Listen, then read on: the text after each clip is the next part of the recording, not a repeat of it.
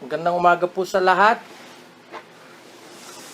San man dako ng Pilipinas, sa Luzon, Visayas, and Mindanao.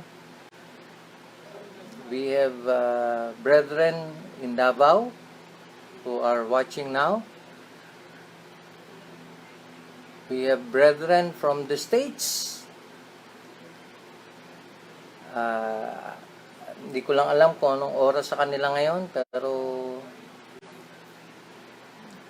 obviously they are actually waiting for this broadcast. Salamat sa bawat isa na nandirito ngayon, and katulad ng ating nasimula nung nakaraang linggo, we are having this as our way of worshiping together. And good morning sa lahat ng mga naka-online ngayon, mga bumabati. We would like to welcome everyone to our morning worship. It's a Sunday, so being Sunday, the Lord's Day, we will be studying together, and we will be having our fellowship through the Word. Sa ating pagpapatuloy sa ating pag-aaral, balikan natin ang ating Biblia dun sa nasimulan nating pag-aaral nung nakaraang linggo. And my Bible is opened sa Psalm 91. At katulad nung nabanggit ko last Sunday, this particular portion of the scripture is very popular. Nakailang beses kong nabasa ito. Yung ilan, it's just plain reference. Pero yung ilan, it was quoted, and it was just right there para siguro mabasa, pero wala akong nakitang may explanation why it is being quoted. So medyo naging interesado akong pag-aralan. So aking binulay-bulay at aking natunghayan, at may ilang mga bagay na sabi ko, it makes sense. What's happening now, and how people are reacting. Last count, there were 307 cases. I don't know how many died, pero 307, the last count, were found to be positive of COVID. At nabanggit dito na I'm not trying to download o downgrade what is happening, pero malayo pa tayo dun sa dapat na maging sanhi ng ating pag-aalala. Kasi in the scriptures, in this particular scripture, we are being reminded, if not comforted, na natural sa tao ang matakot, but hindi. Yun nga ang masama eh. Yung ilan, imbis na matakot, may dahilan kung bakit tayo binabawal lumabas, and yet some seem to be hard-headed. Sabi nga sa Facebook, hindi naman gobyerno ang may problema eh, pagdating sa disiplina. It's the citizenry. So, Psalm 91, 1 to 16 emphasizes two elements: divine sovereignty and human responsibility. Psalm 91 is telling us God is on top of everything. He is in control. In fact, He, in so many words, in so many ways, Psalm 91 is emphasizing the position of God. In fact, literally, talagang position. Kasi siya yung binabanggit na most high. When it comes to authority, when it comes to hierarchy, walang mas tataas sa kanya. He is above everyone. In fact, He's the creator of everything. So, He is the most high.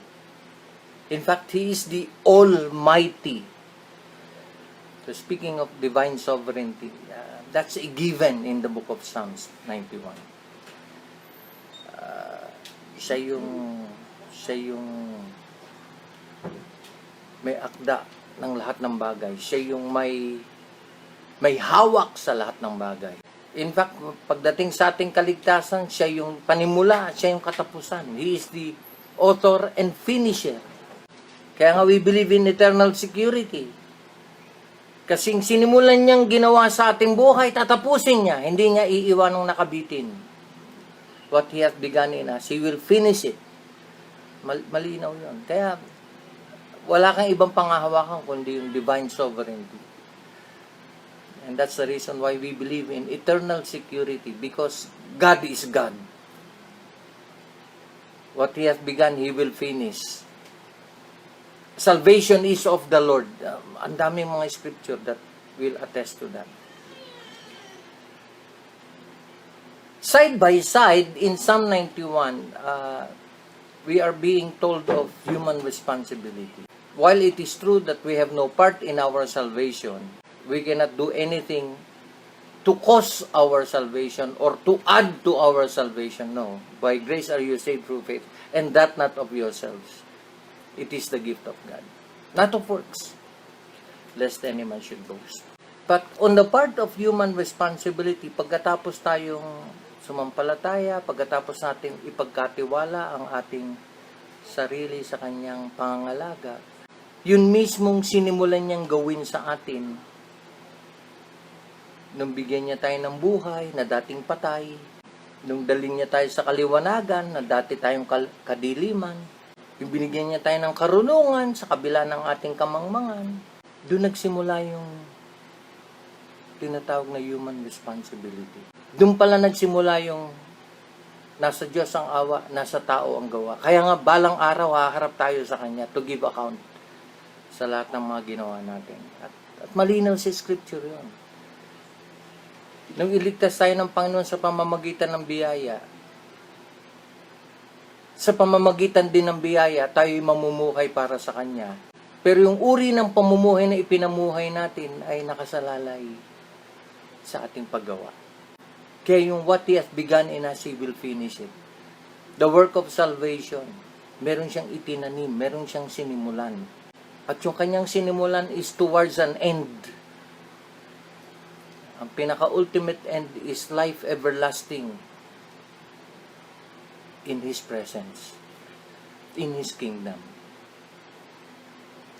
Nung maligtas tayo, hindi tayo naging sinless, no. Pero ito yung naging daan para pumunta tayo papunta ron. Kaya He has provided everything which pertain to life and godliness. So, lahat ng mga ginagawa niya is towards that end. But of course, we do not leave to God everything that must be done. Kasi on the other hand, we are responsible. We have a duty to perform. The whole duty of man is to fear God and keep His commandments, sabi sa Ecclesiastes. So, what does that mean? As Christians, we have responsibility. As Christians, we have a role to fulfill. To live this life for His glory. To live this life that is in accordance to His will. That's responsibility. As children of God, God expects His children to be obedient to Him. He deals with those who are recalcitrant. O yung mga rebels. Kasi in the family, there will always be some who will be a problem. At one time or another, we are that problem. We belong to that category until something happened that the Lord has brought us back to Him. Pero that is exactly what I meant by human responsibility. Christians, listen, you and I have a responsibility. Now, as far as God is concerned, if we truly love Him, if we truly belong to Him, we have a responsibility to fulfill. So yun. Kaya last Sunday, we have entitled the message, Fear versus Faith. Kasi more than ever, ito yung pagkakataon para talagang ma-manifest, maipakita sa mga taong nakakasalamuhan natin, mga taong kasama natin. Pagkakaiba ng isang sumasampalataya sa hindi sumasampalataya. Nandito tayo sa punto na pinag-aaralan natin. Sa kabila ng mga nangyayari, sa kabila ng kinakaharap natin,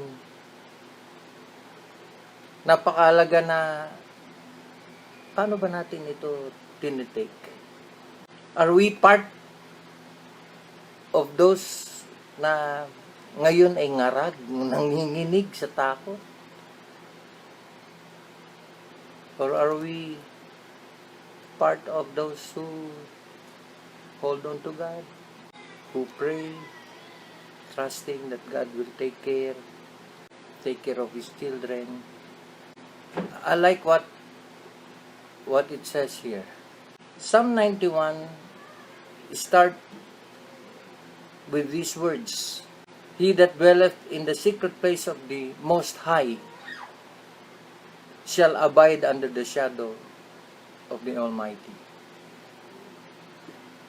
So last Sunday, we have meditated on verse 1 and 2.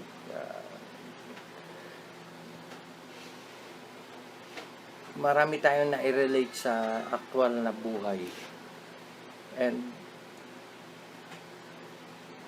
precisely, we are meditating upon this kasi para sa akin, this is the antidote dun sa nararamdaman natin na tinatawag na fear. Fear of the unknown. Kumbaga sa boxing, hindi mo nakikita yung kalaban. Kasi kung nakikita mo, alam mo kung ano yung titirahin mo, pero in this case, di nga natin alam kung saan manggagaling. The worst news na narinig natin kagabi is that it is airborne. Meaning, andiyan lang siya. Pwede mo siya malanghap sa hangin. Kaya nga pinagbabawal lang lumabas. Ang tigas pa rin ang ulo ng tao. Labas pa rin ang labas. Parang namamasyal lang sa luneta. It's airborne, mga kapatid. Ano ibig sabihin nun? Pwede mo siyang makuha kahit wala kang kasalamuha. Pwede mo siyang makuha sa kalsada. Kung may humatsing in droplets na nandiyan lang, matapakan ng sinyelas mo, mahawakan mo yung hinawakan niya. Kasi nung bumahin siya, tinakpan niya ng kamay yung mukha niya, tapos umawak siya sa doorknob, bumawak siya, pumindot siya sa elevator. For all you know, nakuha mo na. Dahil nahawakan mo yung hinawakan niya. So, that's the reason kung bakit total lockdown. Sa bahay na lang, wag na kayo lumabas. Kasi safe kayo, i-disinfect niyo yung bahay niyo. Ganun katindi. And I call that human responsibility. Kasi if you do not take care of yourself, who will?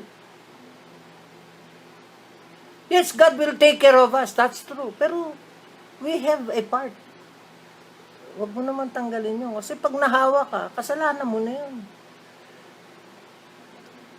That's why it is important. Kasi ang kalaban natin pinakamatindi rito, hindi lang yung mikrobyo, hindi lang yung virus. Ang kalaban nating matindi rito ay yung fear.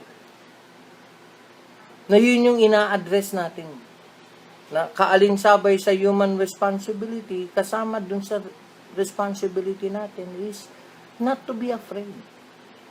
In fact, we are being commanded here, 91 verse 5. Thou shalt not be afraid. It's a command. Why? Because God knows we will be afraid. Normal yun eh. Normal sa isang tao na pag may panganib, matatakot. Kasi, ba't ko sinabing normal? Kasi yung mismong takot na yun ang tutulong sa atin to do something. Kasi kung di ka takot, nakatunganga ka pa rin, lilinga-linga ka, wala kang gagawin. Pero kung may takot ka, ang unang reflex mo is, what should I do? So, it's normal to be afraid. But, to remain afraid is another thing. Ako niya, I'm just, kasi, so how do we deal with fear? How do we handle fear? Let fear do its normal job to push us to do something. In fact, initially, the first thing that fear will do to us is to push us to our knees and pray. Yun dapat. We should be, as a result of fear, we should be down on our knees begging God for His guidance and mercy. Yun. Kasi kung mananampalataya ka, that should be normal to us. If any man lack wisdom, let him ask of God. If you don't know what to do, then hindi siya period. It's a comma. Kasi you can always go to God and seek His guidance. Kaya lahat ng gagawin natin to protect ourselves is an evidence of the guidance of the Lord. He is teaching us what to do to protect us. Again, human responsibility. Kasi you don't say, oh ba, God will take care of me, and you do nothing. That's dead faith. That's dead faith. Kasi faith that is alive will cause us to do something. How do we deal with fear? Pinaliwanag. Verse 1 and 2, last time I mentioned to you yung condition ng taong ito. Yung taong titiwala sa Diyos. Yung taong may pananalig sa Diyos. Yung taong nakakapit sa Diyos. In fact, yung taong may pananalig sa Diyos ay yung taong nakasettled. And that's the word, dwelleth. He that dwelleth in the secret place of the Most High. Notice his position. He is dwelling in the Most High. The secret place. I explained last time yung kahulugan ng secret place. Bakit siya secret? Kasi it is a place where God is protecting us. Na it is a place where only He has access. Yun yung ibig sabihin ng secret place. In some other portion of the scripture, it is called His pavilion,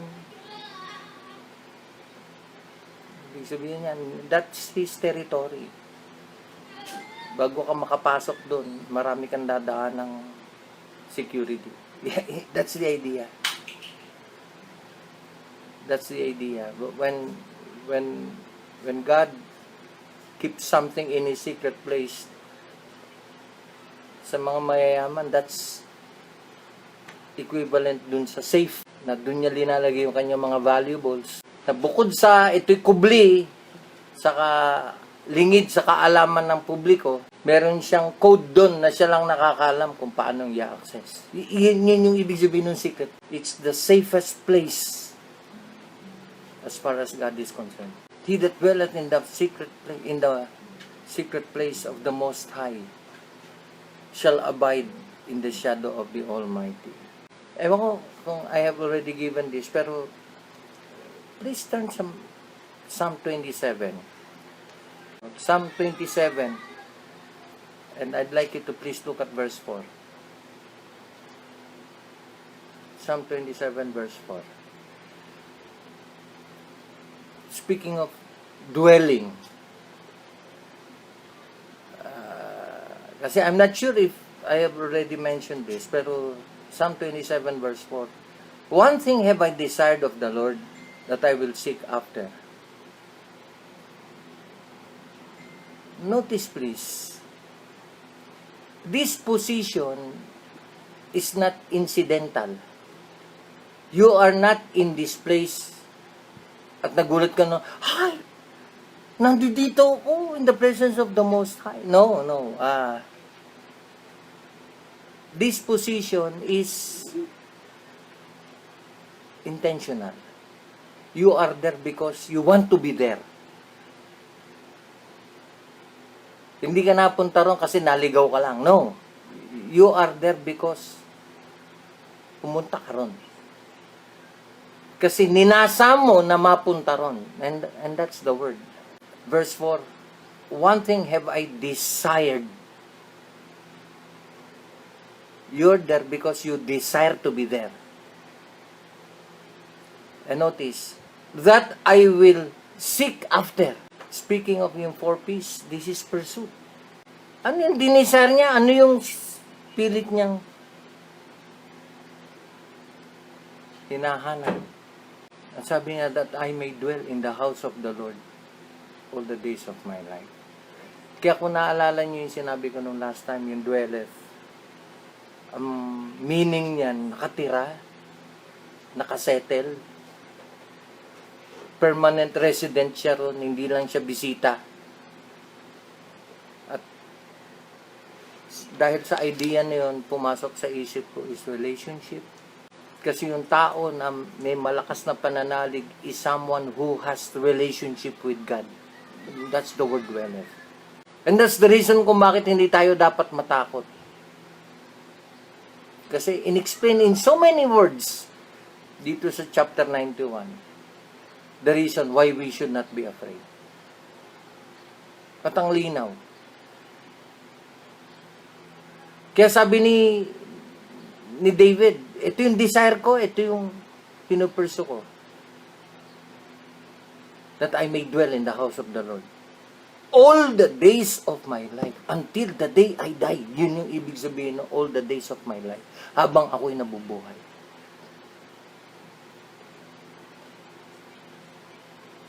Bakit ko sinasabi ito? Kasi yun yung sinabi. Pero ina-analyze ko, ba't pa sinabi yun? Kasi there are some people who want to serve the Lord pag malapit na siya mamatay. Ang dialogue niya sa buhay, saka na lang, bata pa naman ako eh. Saka ako nasiseryosohin ng Lord pagka talagang malapit-lapit na ako. The person who is secure in the Lord is someone who is pursuing a life of intimacy, a life of enjoying the fellowship. So we're not only talking of relationship, we are also talking of fellowship. I desired. Are we like Martha who is busy in the Lord's work and yet not busy with the Lord. You can, kasi it's one thing to be busy for the Lord. It's another thing to be busy with the Lord. Yun yung contrast between Martha and Mary. Obviously, verse 4 describes the characteristic of Mary. That is her desire.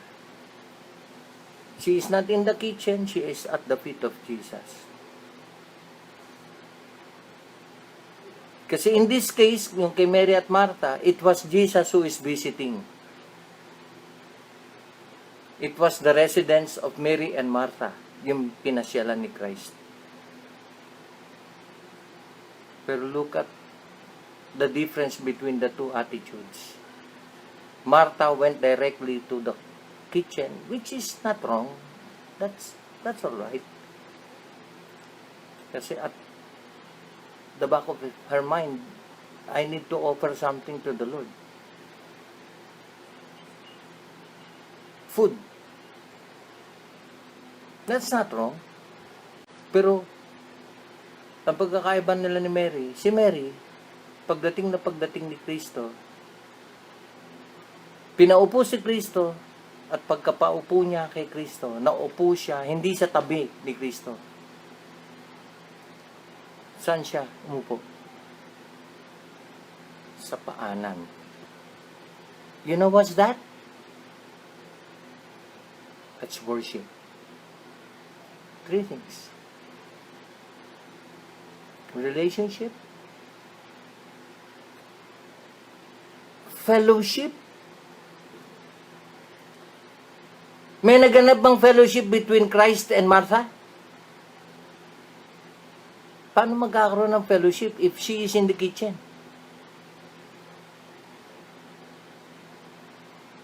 Right? You can be busy for the Lord, but it's another thing to be busy with the Lord, as in the case of Mary. She was at the feet of Jesus, listening to every word that will come out from the mouth of Christ. One thing have I desired of the Lord, that I would seek after. Does this mean something to us? Lalo na, ngayon, bawal bumiyahe, bawal ang mass gathering. Hindi tayo binabawala kasi ayaw lang ng gobyerno magsamba tayo. Hindi, of course, alam natin. Hindi yun yung dahilan. May dahilan kung bakit tayo binabawalan. Pero kumusta nung hindi pa bawal? Kumusta ba? Gusto ba natin magsimba? And every time we're in the church, I always ask the question, why are you here? That's precisely the reason why I ask. Is that our desire? Is that our desire? Kasi that's the position of someone who has put his faith, his trust in God. That's his position. He is dwelling in the house of God.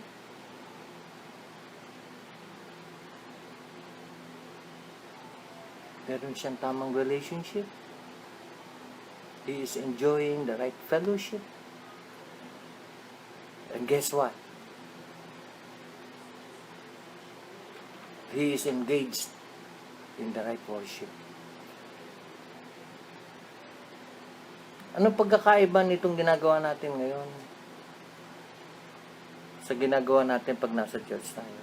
May pagkakaiba ba? Wala. Supposed to be wala. Bakit? Kasi as we worship, hindi naman yung lugar ang pinag-uusapan. Ang pinag-uusapan yung puso. Nandun ba yung tamang desire? Kasi kahit saan ka naroroon, dapat yung puso natin nasa Panginoon. Yun yung mahalaga ron. You know what? Kaya tayo natatakot. It's because sometimes misplaced yung puso natin. Wala sa Panginoon. It's not dwelling sa Panginoon. It's dwelling somewhere else. Kaya pag naisip na ng mga tao yun, naku, hindi ko na magagawa itong ganito, hindi na ako makakapunta doon sa ganun. Wala na, nababalot na sila kasi restricted na sila. Pero yung taong nasa ganitong position, who is dwelling in the Lord, kahit saan naroroon yan, at peace yan. Why? Kasi kasama niya ang Panginoon. Kaya siguro napakaalagang maintindihan natin na take note, take note. Hindi lang ito tuwing Sunday. Ang sabi rito, all the days of my life. So speaking of relationship, fellowship, and worship, tingnan nyo, binanggit doon sa last part ng verse 4. To behold the beauty of the Lord. Kaya kahit ano pa nangyayari sa paligid natin, pwede ka hindi maapektuhan. Bakit? Kasi yung focus natin nasa Panginoon lang.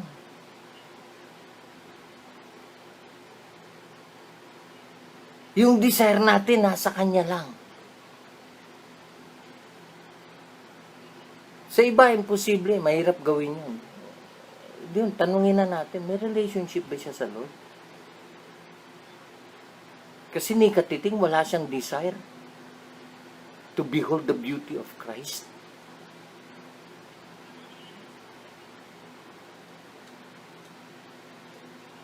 Alam niyo, every time we read the Bible, supposed to be dapat ang nakikreate sa atin is joy. Kasi the more we learn about His Word, the more we are in love with the Lord. Why? Kasi nire-reveal ng Kanyang salita yung Kanyang beauty. Kasi kung wala ka nakikita kong beauty, wala ka nakikita pagpapala, walang nagiging epekto sa buhay natin, yung napag-aaralan natin.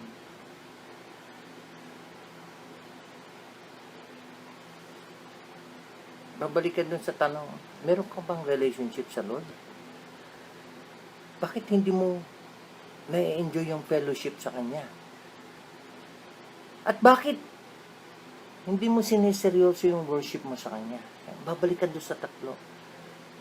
Yung tatlong yun ay resulta yun ng salitang dwell. Kasi yung nananahan kay Kristo, yan yung may relasyon sa Panginoon. Yan yung lumapit sa Panginoon at ilinagay niya yung sarili niya sa Kanyang kamay, sa Kanyang pangangalaga. Kaya hindi ma-overcome ng takot yan. Bakit? Sapagat alam niya, siya'y pinangangalagaan. In fact, yung beauty na ginamit dito sa language ng scriptures, yung the shadow of His wings. It is an idiomatic expression speaking of God's protective power. Protecting power. His protecting presence. Pinaliwanag ko yung significance ng bakit sinabing shadow. Paano nakakapag-protect ang anino? Kung yung anino lang yung titignan mo, wala talagang saysay yun. Kasi anong protection maibibigay ng anino? Pero ang pinag-uusapan kasi doon, yung may-ari ng anino. Kanino yung anino? Bakit nagkaroon ng anino? Kasi nandun siya. Yun yung point. Nandun siya. Kasama mo. Kaya siguro hindi ka aware kasi tinatakpan ka na nung anino, hindi mo pa alam. Pero sa isang taong may relationship with the Lord, yung anino na yun na nakakapagbigay comfort sa kanya. Kasi sapat ng malaman niya, kasama kong Panginoon. Kaya, very important. Kaya, kung hindi ko pa man naibigay, o kung naibigay ko na, pero gusto kong i-emphasize itong Psalm 27:4. Is that the one thing we desired? Kasi kung hindi, better go back dun sa tanong. May relasyon ba ako sa Lord? Kasi do I find that relationship sweet? Kasi kung hindi, something is wrong. What's missing? All the days of my life to behold the beauty of the Lord. Kung nasa iba yung ating desire at wala sa Lord, makikita natin yon in what we are beholding. Saan ba tayo nakatingin? Kaya iba, karamihan affected nitong pangyayari ngayon kasi doon sila nakatingin. At dahil yun yung na-restrict, yan, masama na pakiramdam nila. Hindi na tama, hindi na normal. Hindi natin pinag-uusapan dito kung normal ba paligid o hindi. Ang tanong dito, normal ka ba sa Panginoon? Kasi kung normal ka sa Panginoon at yung puso natin nasa Panginoon, ano man ang mangyari sa paligid natin, alam mo, hindi ka pababayaan ng kasama natin. Don't miss verse 5. Kung merong one thing have I desired of the Lord, that I will seek after. That I may dwell in the house of the Lord all the days of my life, to behold the beauty of the Lord and to inquire in His temple. To inquire in His temple. Hindi mo maiaalis yung connection between the Lord and His temple. Kaya may Hebrews 10:25. Are we violating Hebrews 10:25 sa nangyayari ngayon? I don't think so. Ang naano lang is, uulitin ko worship is not a matter of the place. Worship is a matter of purpose. It is what is in your heart. So, verse 5. For in the time of trouble, hide me in His pavilion. Take note. Kailan tayo itatago ng Lord? Kailan? In the time of trouble. Palagi ba nangyayari yun? Hindi naman. Pero makakaasa ka kasi sinabi niya sa mga ganong pagkakataon, itatago ka niya.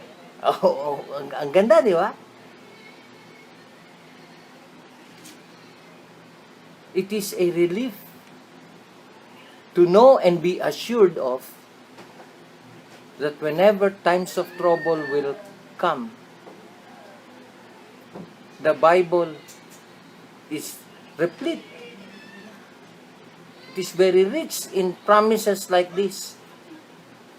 In the time of trouble, He shall hide me. Take note of the word hide. That is almost synonymous to protection. Tago mo na. Kaya ando dun yung idea of covering, concealing. Ba't ko binanggit yung concealing? Kasi may kasunod verse 5.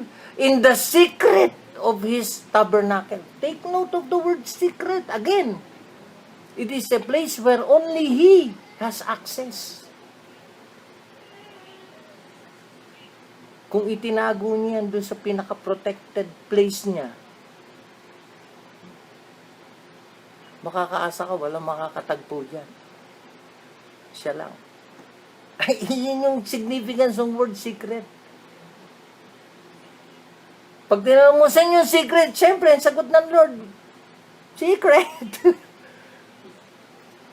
Walang pwedeng maka-access dun. That's the idea. How protected are we pagdating sa danger? Of course, danger is relative kasi minsan, yung tingin natin danger sa Lord, it's just a testing.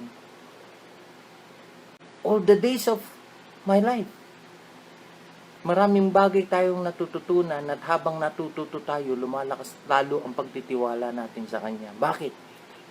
Kasi nandyan siya palagi. In the time of trouble, He shall hide me in His pavilion. In the secret of His tabernacle shall He hide me. And I like this. And He shall set me up upon a rock. Alam niyo kung sino yung rock dyan? It's Christ. If God be for us, who can be against us?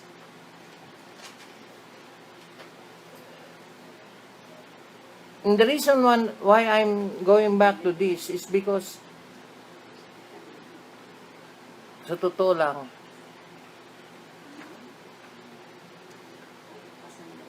yan ang kadalasan ng problema. Bakit may iba?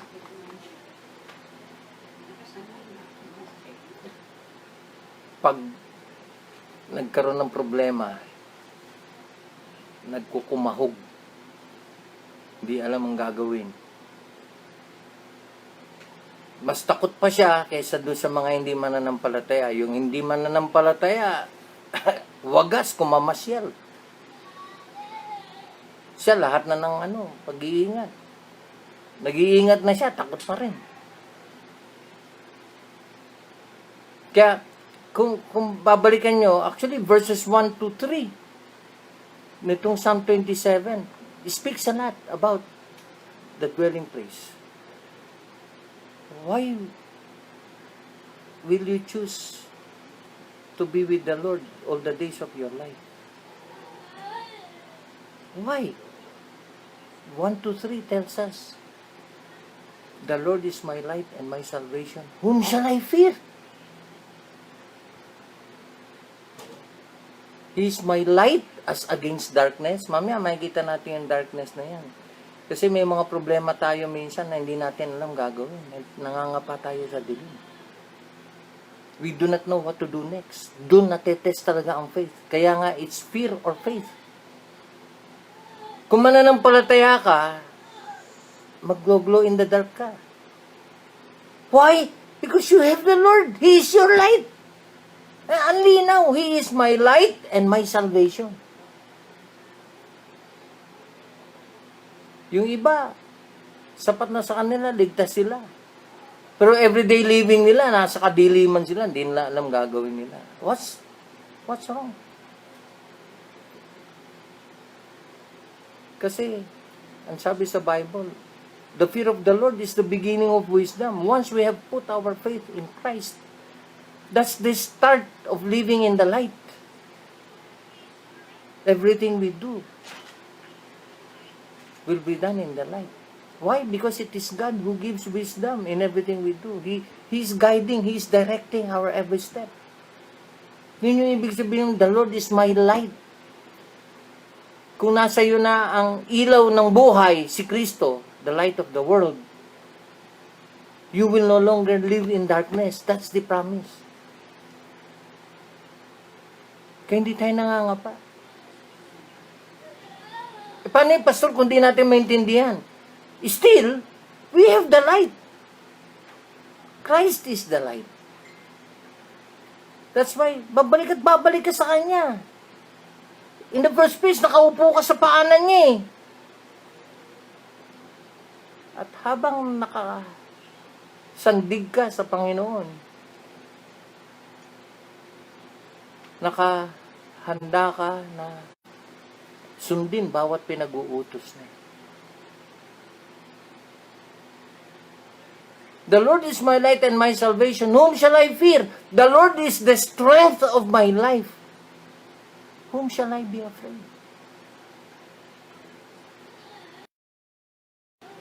Let's ask ourselves, is He our salvation? Is He our strength? Question. Then why are you afraid? Kaya sabi mo, Pastor, normal eh. Yung nga, normal na maging afraid ka. But it's quite another to remain afraid. Kung hanggang ngayon takot ka pa rin, at hindi mo pa rin alam gagawin mo, something is wrong. Kasi ngayon, common sense dictate. Ano dapat gawin? Given the wisdom that is coming from God, ano dapat gawin? Stay at home! Tama?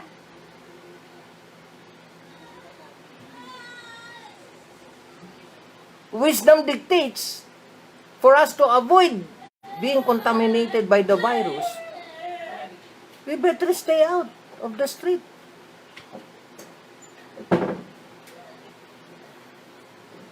When the wicked, even mine enemies and my foes, came upon me to eat up my flesh, they stumbled and fell. You see? If God be for us, who can be against us? Verse 2 is literal. Kasi there are times we are afraid and our fear is valid kasi literally the enemy is after us.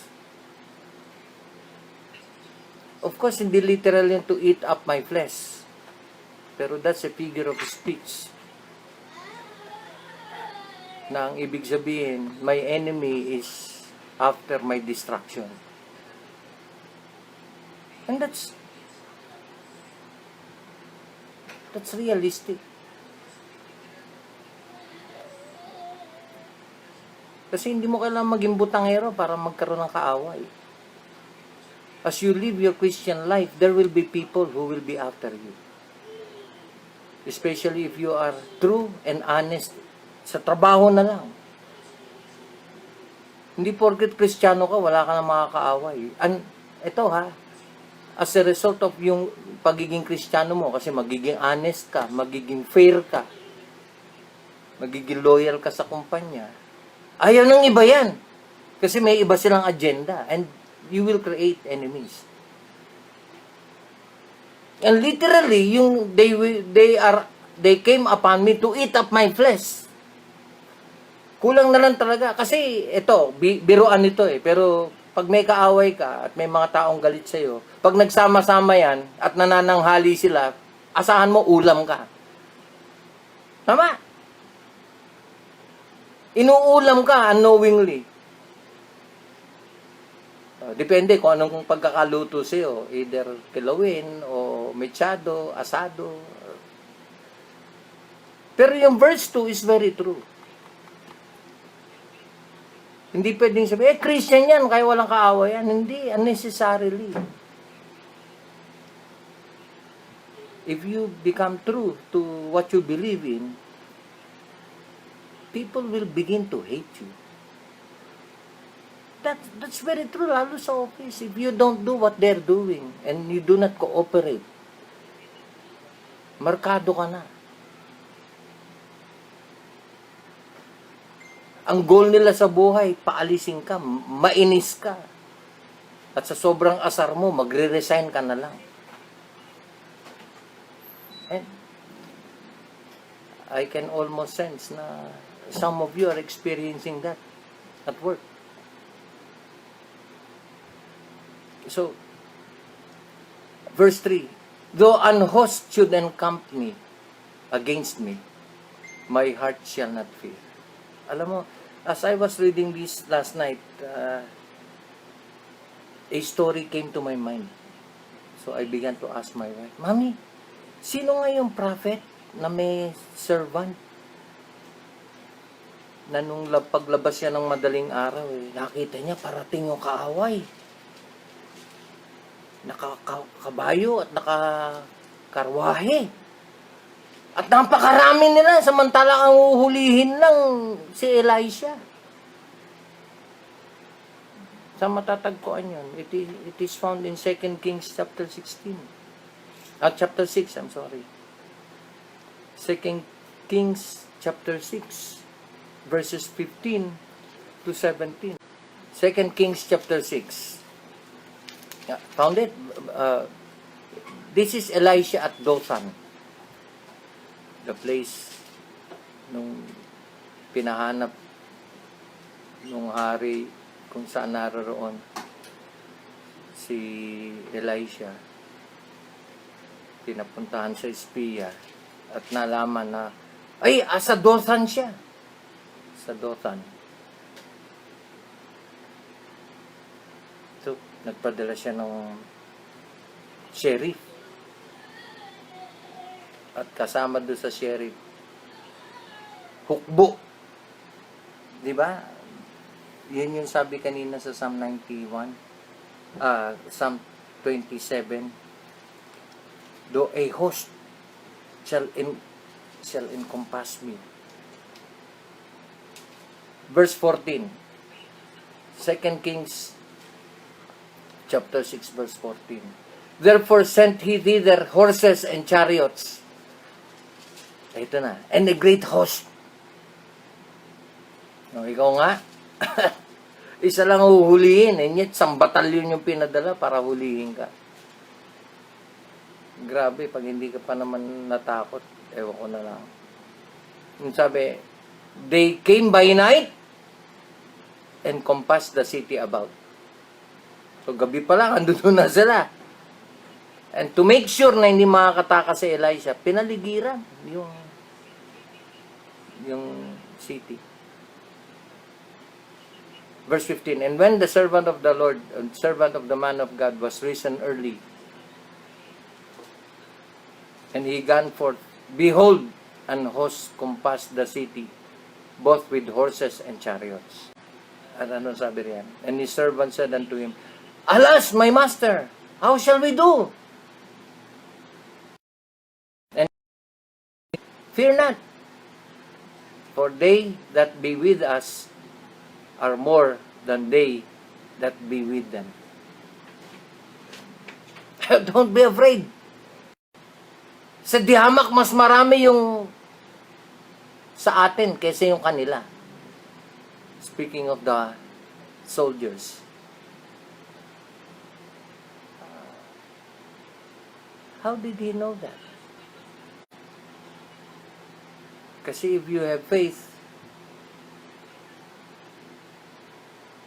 you see something that others cannot see. And this is true, ha? Sa sobrang takot, kinomfort niya. Huwag kang matakot. Kasi yung kasama natin, mas marami kaysa sa kanila.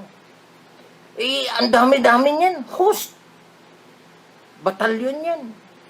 Verse 17, and Elisha prayed, ito na. Sabi ko sa inyo, if you are dwelling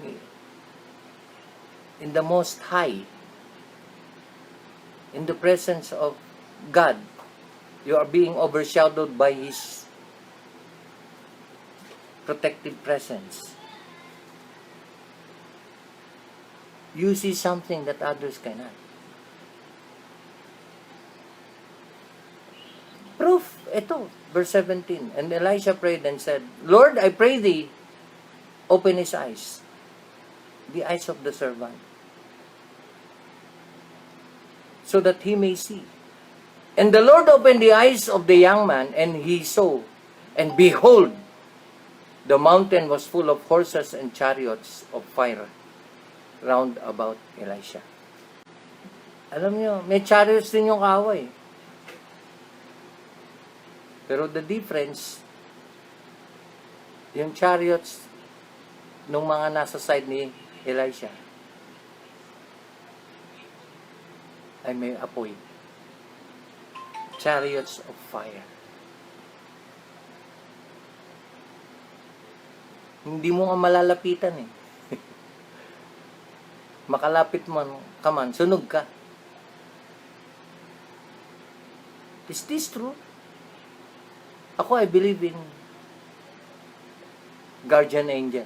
I believe that. Kasi sa Hebrews chapter 2, yun yung sabi. Angels are ministering spirits. They minister. They are spirits that minister. Kanino? To those who are heirs of salvation. Sino yung heirs of salvation? Christians. So, wala kang dapat katakutan. Basta paano kung masaktan ka? medyo naging tanong ko yan eh. Kaya, pag Christian ba talagang di tatablan? Una-una, human responsibility dictates na we take all the necessary precaution. We avoid doing things that will contaminate us. Yung nga, going out. If ever lalabas ka, dapat may mask ka. Hinanap ko sa, nagsumangguni ako. Totoo ba? Kasi kung ibabase mo rito, hindi sa Psalm 27, you shall hide me in the, verse 3, though an host should encamp against me, my heart shall not fear. Though war should rise against me, in this will I be confident. So, this Psalm of David speaks of the sovereignty of God. His trust is in God, not in himself. And because of that trust,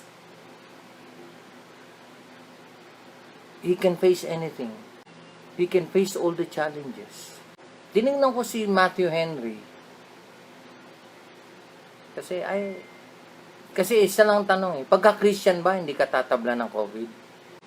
Hindi tatablan. Kasi pwede mong gamitin yung Psalm 91 para, na he shall not go nigh thee. Hindi ka lalapitan.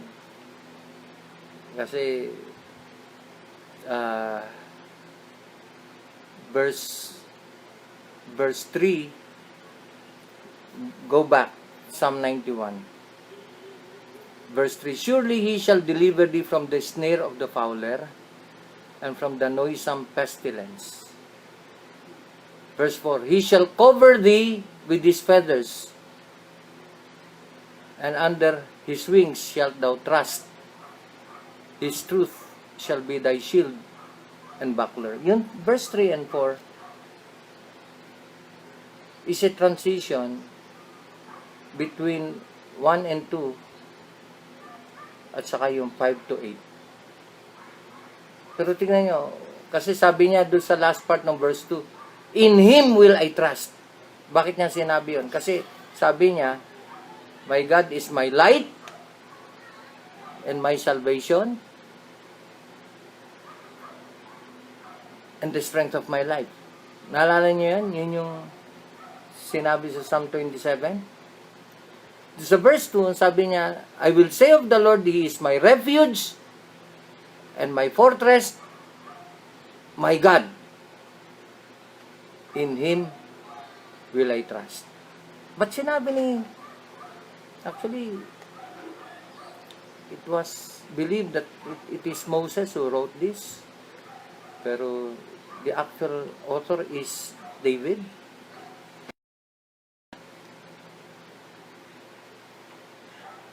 In Him will I trust. Ba't niya sinabi yun? Kasi, two things. Verse 3, He shall deliver thee. That's the promise. Verse 4, He shall cover thee with feathers.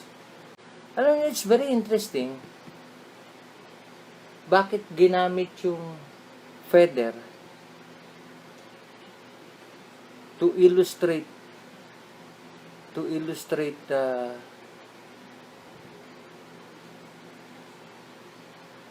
protection? Kasi may mga katangian yung feather na pinag-aralan mo, very interesting.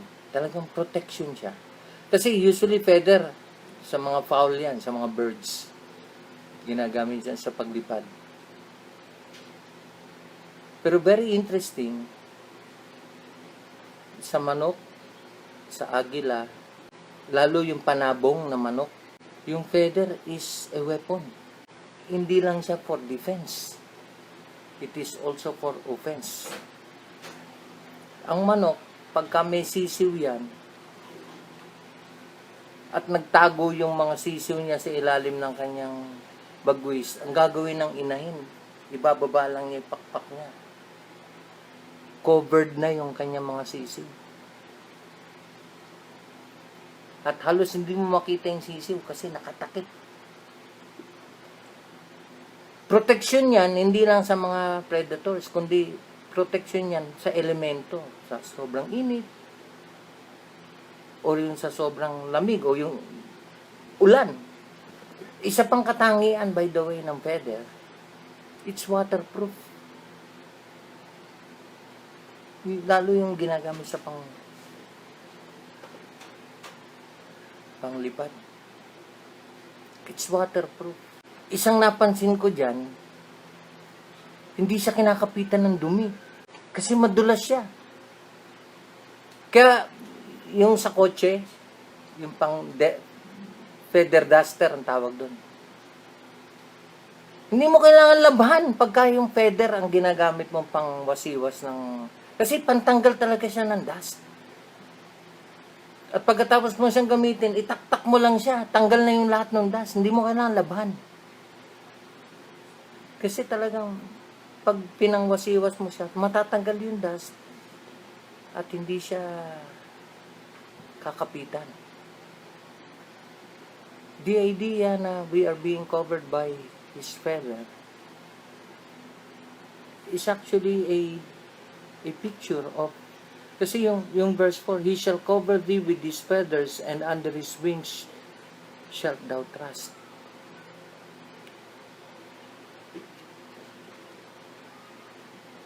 Why can he trust? Kasi in the first place, he is dwelling there. Balik ka sa verse 1. I'm under his protection. Kaya nga, his very shadow is protection enough to me. Kasi once mawala na yung shadow, alam mo na, wala na yung may katawan. Saan na siya nagpunta? Kaya susunod ka. Kasi ayaw mong mawala dun sa ilalim ng kanyang protection. Kaya Psalm 91, He shall deliver thee from the snare of the fowler. Kasi di ba? The devil is like a roaring lion, seeking whom he may devour. Kaya knowing that we are under the shadow of His wings, we are secured. We have that sense of protection.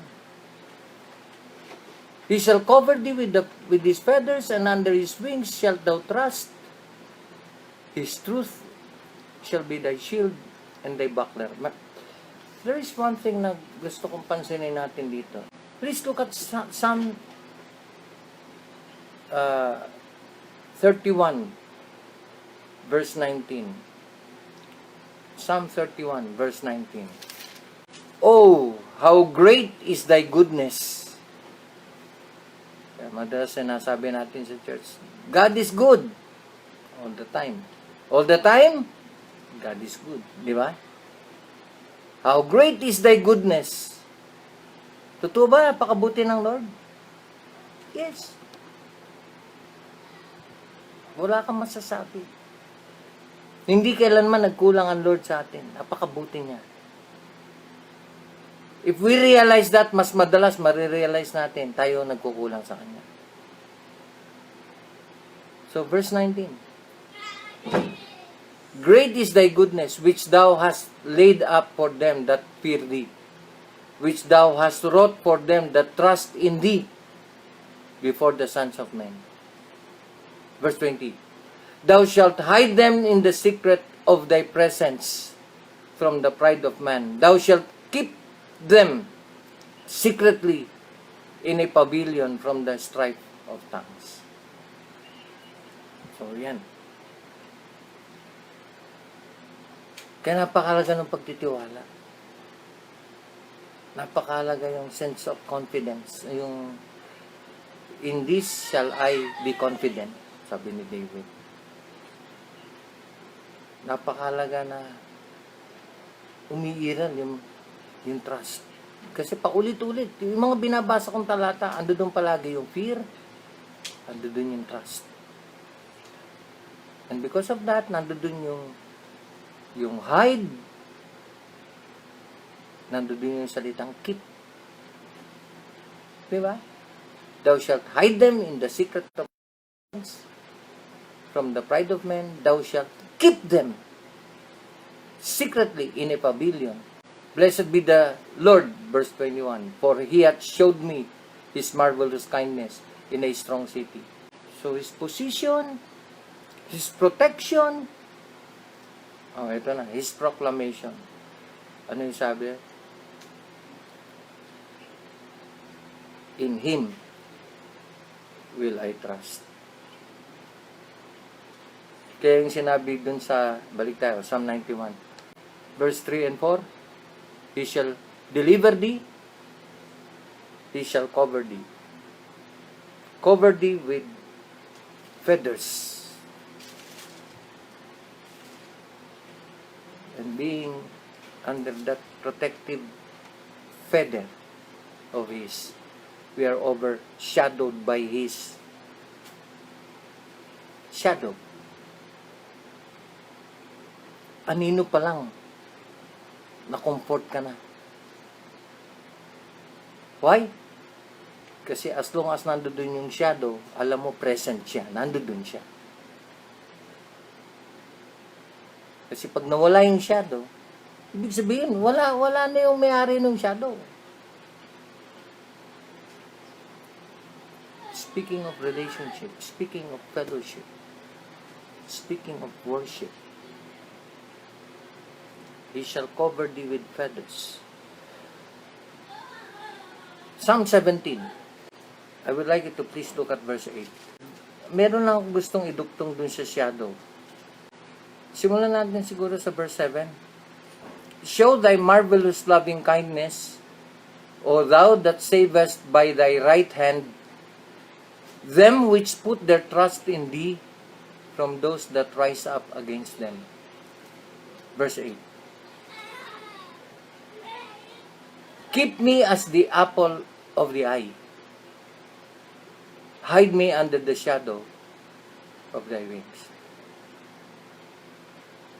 So, kinunik ko to dun sa last na binasa natin, yung shadow of his wings. Pero may binanggit na I think it's worthy of notation. Verse 8. Bago niya sinabing, hide me under the shadow of thy wings, may binanggit na, keep me as the apple of the eye. It made me think, apple of the eye? May apple ba yung eye? Bagamat may naglalaro na sa isip ko kung anong kahulugan nun. Kasi pag sinabing apple of the eye, parang ikaw yung palaging tinitignan. Palagi kang pinagmamasdan. Yun yung na ano ko. So, I began looking at, I began consulting Dix. Tinignan ko kung meron siyang particular comment dun sa word na apple of the eye. Which fortunately meron. So, ito yung sabi niya. Apple of the eye is the Hebrew word ishon. I-S-H-O-N. It refers to the pupil or the ball of the eye. Yung bilog sa gitna. Yun yung apple of the eye. Na kung saan ma-focus yan, yun yung makikita mo. So, it's an idiomatic expression which means what is dearest to us. What is dearest to us, sabi ni Dix. That which must have extreme care and protection.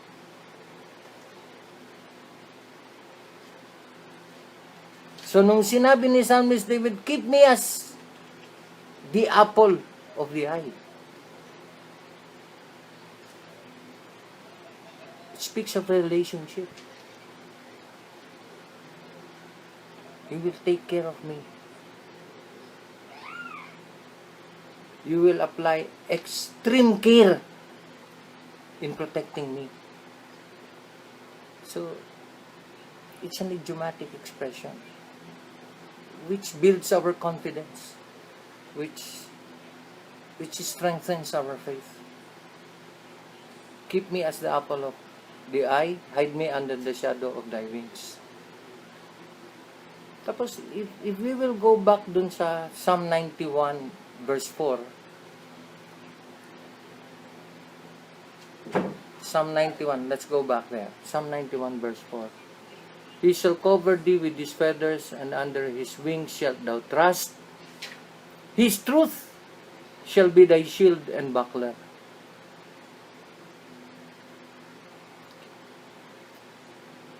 Dahil tayo ay apple of his eyes,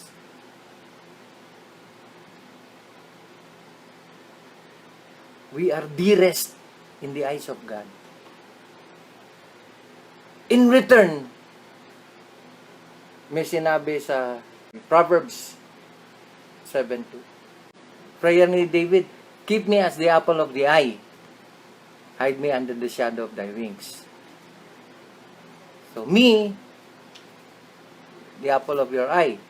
That's why you will protect me. Pero in return, ito naman yung challenge ni King Solomon. Proverbs 7 verse 2. Simulan sa verse 1. My son, keep my words and lay up my commandments with thee. Ingatan mo yung mga salita ko. Ito yung panghawakan mo. Verse 2. Keep my commandments and live. And my law as the apple of thine eye.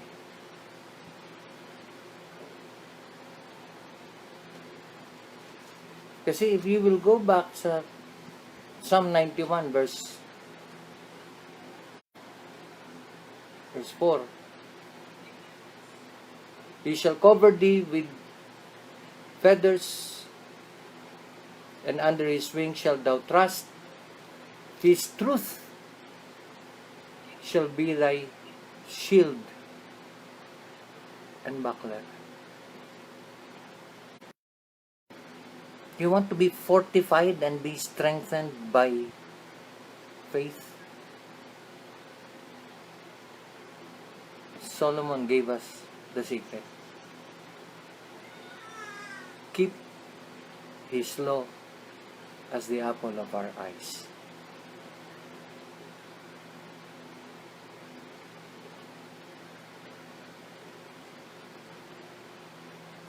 We must exercise extreme care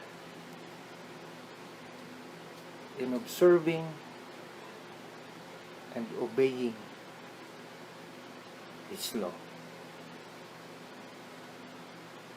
In that way,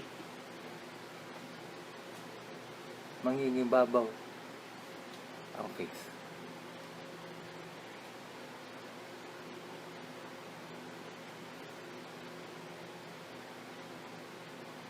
Kaya,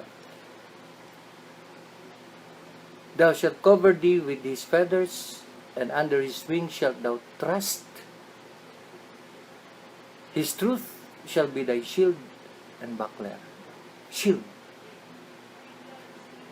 Alam niyo kung ano yung equivalent niyan sa New Testament? Shield of faith. Pwede natin makover ang ating sarili na ano man ang ipatama sa atin ang kaaway. Actually, yung may binanggit dun sa verse 5, thou shalt not be afraid for the terror by night, nor the arrow that flieth by day. Hindi ka matatakot. Actually, si command, thou shalt not be afraid. Kasi hindi mo maiwasan, you will be afraid. Hindi mo maiwasan yun. Pero we are being commanded, don't be afraid. Kahit nagliliparan pa yung mga pana. Tapos, ginagaranti ba na hindi ka tatamaan? So, nag-search ako tinignan ko yung comment ni Matthew Henry, and I'll close with this, with these words. Sabi ni Matthew Henry, in his comments sa Psalm 91 verse 5 and 6, particular do sa 5 and 6, nor for the pestilence that walketh in darkness, Kasi very relevant ngayon, nowadays. Lalo itong verse 6. Pestilence. You know what pestilence is? Plague. COVID is a plague. Ang problema, hindi natin nakikita, kaya it walketh in darkness. Lumalakad dyan na hindi mo nakikita. It's in the dark. Hindi mo alam kung makakasalubong mo siya, hindi mo alam kung makakamayan mo siya. Kasi kung saan siya naiwan ng taong exposed diyan sa virus, iiwanan niya yan unknowingly. At ikaw, na naglalakad din in darkness, di mo alam kung kailan ka magkakaroon ng encounter sa kanya.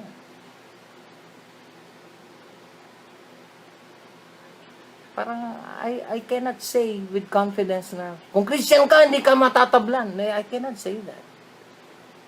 Bagamat, siyempre, pinupus natin, pinapaalala natin, let's take all the precautionary measures to protect ourselves. Kasi human responsibility yun. Pero para sabihin na, wala, dahil Christian ka, hindi ka tatablan. Kaya nag-consult ako kay Matthew Henry. Matthew Henry, what can you say? Medyo may dilema ako rito. Yung comment niya dun sa, thou shalt not be afraid. Itong sabi niya, I quote, God by His grace will keep thee from being causelessly afraid. Unnecessary. Ibig sabihin, it's not necessary for Christians to be afraid. Kasi it's one thing to be afraid, it's another thing to remain afraid. At yun yung wina-warning ni Christ, ni David dito. Na wag kang magpatuloy na matakot. And faith shall keep thee from being inordinately afraid. So ano yung sagot sa fear? Faith. May nabasa akong dati na, fear knocked at the door, faith opened it, no one was there. So, ang antidote sa fear is faith. So, yun yung sabi ni Matthew Henry. Thou shalt not be afraid of the arrow. Particular, yung arrow. Yung mga suligi o pana, darts. Thou shalt not be afraid of the arrow. As knowing that though it may hit thee, pwede kang tamaan. Yun yung sabi ni Matthew Henry. Thou shalt not be afraid of the arrow, as knowing that though it may hit thee, take note of what he said, it cannot hurt thee.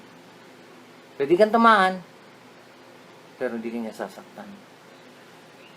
If it take away the natural life, or even if you die, yet it shall be far from doing any prejudice to the spiritual life. Wala siyang magagawa para tigilin ang spiritual life. Kahit na makuha niya yung natural life, yung physical, as a result ng pagkakatama ng pana. Pwedeng mawala yung buhay, pwede ka mamatay, hindi ka ma-exempt. Pero, sabi niya, it is far from doing any prejudice to the spiritual life, that it shall be its perfection. Yung kamatayan, ang perfection ng spiritual life. A believer need not fear, and therefore should not fear any arrow. Because the point is off, wala na yung tulis, the poison is out, and then he quoted, palagay ko kinote niya to sa 1 Corinthians 15. O death, where is thy sting? It is also under divine direction and will not hit where God appoints and not otherwise. Tatamaan ka lang kung saan gusto ng Diyos na matamaan ka. Pero again, hindi niya sinabi rito, pero I do believe, kung hindi niya kalooban, hindi ka tatamaan. But if ever tamaan ka, tatamaan ka doon sa dapat. Where God appoints. Maging sa pagkakatama mo, It is by divine appointment. And not otherwise. Hindi pwedeng hindi. Every bullet has its commission, he said. Whatever is done, our Heavenly Father's will is done. And we have no reason to be afraid of that. So that is what he means dun sa sinabing, thou shalt not be afraid. So in short, pwede ka bang tamaan? Pwede. Paglulubin ng Lord. Kung iaalaw niya. Pero kung nag-iingat naman tayo, bakit naman? Hindi naman basta kusang darating lang yan. Kasi God has also a way of protecting us. Kasi pumapasok sa isip ko, paano yung mga Christian na nasa frontline? Na despite the fact na they're protecting themselves, tinamaan pa rin. Kaya parang mahirap sabihin. Iyon ha. Oh, pwedeng i-prevent ng Lord, pwedeng hindi. Pero if ever na hindi, may purpose siguro siya. Ay, hindi lang siguro. Sigurado. May purpose siya. So, anong sinasabi rito? Even when we are afraid, we can count on God to be with us, to protect us, to keep us safe. Actually, verse 6, nor the pestilence that walketh in darkness, di ba, COVID, nor for the destruction that wasteth at noonday. Bumiyahe ka sa kalsada. Linis ng kalsada ngayon. Lalo ngayon. Talagang may pass na. Hindi ka pwedeng lumabas. Hindi ka pwedeng dalawa. Isa lang ang pwede per household. Very interesting in verse 7. I'd like to make a comment dun sa verse 7. 1,000 shall fall at thy side, and 10,000 at thy right hand, but it shall not come nigh thee. Ano ibig sabihin nun? Pwedeng lahat nagtutumbahan na. 1,000. At last count, 307 yung confirmed na meron. Hindi pa umabot ng 1,000. So, I'm not downplaying yung seriousness, yung severity ng plague. No, I'm not downplaying. Pero, 300, 1,000. Actually, may binanggit pa doon sa verse 7 na 10,000 at thy right hand. Worldwide, hindi ko pa alam kung ano yung ano. Pero sa Philippines, we're talking of Philippines. Kasi side eh. So, ibig sabihin, immediate. Tsaka inter, di ko alam kung ilan. Kasi sa buong Pilipinas, 307. Eh, ang pinag-uusapan dito at thy side eh. So, wala pa tayo dun sa sinasabi rito na mas nakakatakot. Again, hindi ko dina-downplay Ang sinasabi ko lang, malayo pa doon sa sinasabi rito. Na nagbabagsakan sa kanang bahagi mo, may 10,000. Ang sinasabi rito, libo-libo na nasa tabi mo.